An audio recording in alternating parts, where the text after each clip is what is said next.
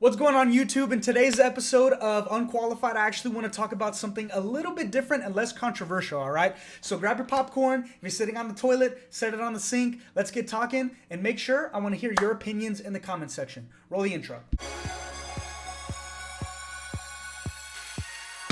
Oh, someone clip that!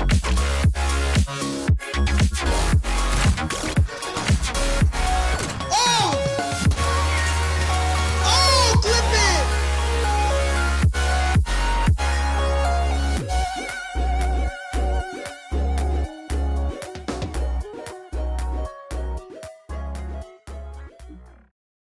All right, guys. So in this one, I'm actually going to be getting a little bit personal, but I'm not going to drop names, and it's not going to be any specifics. But I do want to talk about this, and I want to hear what you guys have to say. So, unfortunately, it's actually a really sad story, and it's still kind of pissing me off a little bit. My little brother works at a Sonic.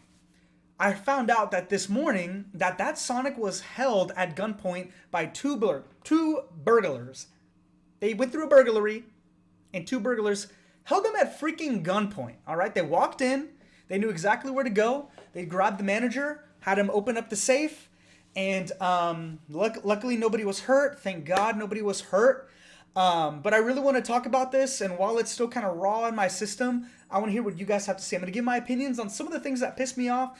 I mean, I guess there were some good things that came out of it, as in nobody got hurt and all of that kind of stuff. But again, there's a few things that I can't seem to just get over. I just can't get over it. All right, so let's talk about it. I'm going to break it down a little bit.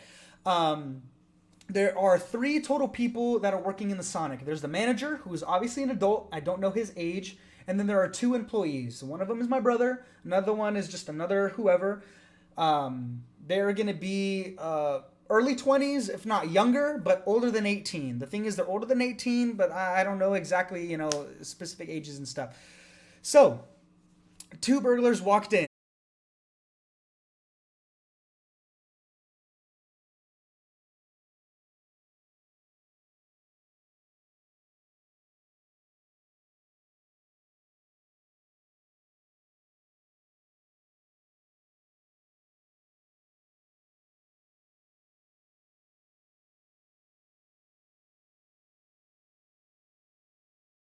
Especially in their own community. Put that to the side. So let's talk about this. Two people come in at gunpoint, go to the manager, say, open up the safe, right? At this time, they walk in, have their guns like this, open up the safe to the manager, right? I think it's pretty easy. I'm not there, but I think it's pretty easy to assume who the manager is. I think they dress differently. I was the manager of a restaurant, which I think is important info. I've been the manager of a restaurant before, for actually two specific restaurants. There are a lot of things that you are trained to do, that you're told to do, and you know the protocol to handle fire. You know the protocol to handle a shooting / burglary. But I've never been the manager of a Sonic, so I don't know the specific policies and specific things that they go through. Put that to the side. All right, let's finish the story. They walk in, put the manager at gunpoint, open up the safe. At this point, one of the associates, what we'll call them, runs out. Not my brother. One of them runs out. So at this point, it's the manager and it's my brother. Okay. They're pretty much like dogging the manager, which is a little suspicious, but whatever. They go to the manager. He's trying to open up the safe. Puts in the code 30 freaking times and can't get it open. All right.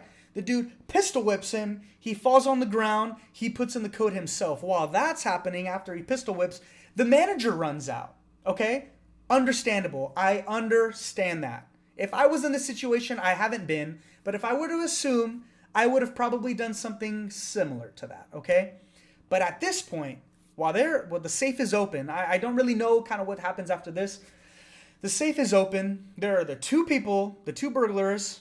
Why can't I say that word? Two burglars and my little brother in there. Now, this is where I get a little bit ticked off, and this is where it upsets me, and I want to hear your opinions.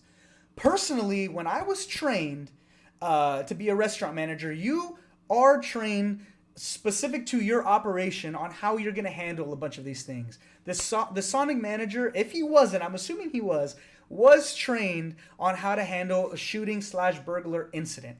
Now, I completely understand that we're all humans, and as you're put into these situations, most of that crap is going to go out the window. I get that. But that doesn't mean that it still wasn't your job and responsibility to at least follow protocol. And the people that are going to hold you to that protocol are your own associates. I was told that this dude was able to run out. Now, he did run out and go to try and get help. Understand that. But what's really annoying, what I can't get over, is that there is an associate still there laying on the ground waiting for all of this to be over. Now, I'm trying my absolute hardest to not be biased in this situation because that person is a family member, right? On the same token, the question at hand is it the manager's responsibility, or should he be held accountable for anything because of how it played out? As in, an associate is still there in the store while the manager has ran out. Now, there's a few things that I want to preface this. I'm assuming you're already clicking on the comment section. You're already ready to go. One, the other two associates are barely adults, if not, maybe not even an adult. I don't know the age of the second associate. They're either not an adult or barely an adult legally. Just because you're 18 doesn't mean that you're able to completely handle all of this. Even if you're 25, I'm not, or in your 30s, I'm not saying that the manager should completely have a full head on his shoulders while all this is happening. It's midnight. It's scary as hell. I understand that. But through your training and what you went through as a store manager, you are responsible for the protocol. I don't blame anybody for running out of a situation where there's guns held to your head. I understand that. But that is still in your job description to follow that protocol. That's where I'm getting at. So the question at hand is, how much, or if at all, is the manager responsible for how this played out? Because, this is why I bring it up, there was only one step further after getting robbed. There's only one more thing that's worse than getting robbed. I'm not going to say it on YouTube because I don't even freaking know the guidelines, if I'm being honest, but I'm not going to say it. There's only literally one thing that's worse that could happen afterward, and we all know what that is. If that would have happened, is the person that was trained to handle all of that situation, are they held accountable? Okay? If the answer is possibly even a little bit yes, even a little bit, then they should still be held accountable even though that bad thing didn't happen. They should, just because of the result, the end result doesn't affect if the protocol should have been met or not met, if that makes sense. I think I kind of worded that wrong, but I think you guys know where I'm getting at.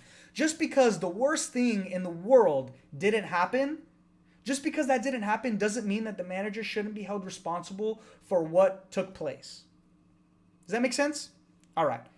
That is the thing that I'm a little bit upset about. I personally believe that, yes, there should be some sort of accountability, and that it shouldn't be, I'm not saying that, and this is where actually me and my fiance, this is where we separate. We actually don't agree on this. And I thought, you know what? What better way to bring this topic than to bring it up to the internet? I mean, why not? Not sure if I'm going to post it, but I'm 99% sure that I am.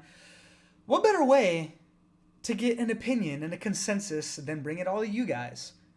She doesn't believe that the manager should be held responsible because there's a human element to all of this where if you're put in that situation, most protocol is going to go out of the way. The thing that I can't get over, and again, it might be my bias, but the thing that I cannot get over is that there is protocol to follow, and it's the manager's job. There's a reason why the manager doesn't make $11.50 an hour, $12 an hour, whatever an associate at Sonic makes. They make more because they're responsible for more. Now, when hits the fan, it is their job to follow that protocol. I don't blame the person for not following it, and I do kind of feel like I'm repeating myself because I want everyone to know I'm not blaming this person for being human, but I am blaming the person that is responsible for the protocol to not be successfully met. And that's it. That really is the law aspect of all of this, I would assume. I'm not a trained lawyer or licensed lawyer. I didn't pass the bar. I did study pre-law, and I did want to bring my thoughts to all of this. So I'm going to try and make the title as clickable as possible so you guys can watch all of this. I wanted to bring it up, and I truly do want to hear everybody's opinions because I think that I am right, of course. That's why it's my opinion. But I'm open to being wrong. So you guys drop it down in the comments. Let's talk about it. And if this video pops off, more than I assume it would, if it does pop off more, we'll go live and we'll talk about it live face to face. So this is cool. I've always wanted to make content like this before, And as you can see, I could talk for a very, very long time when it's something that I care about. So let's get at it. I'll talk to you guys soon. And I'll see you guys soon too. I'm out of here. Peace.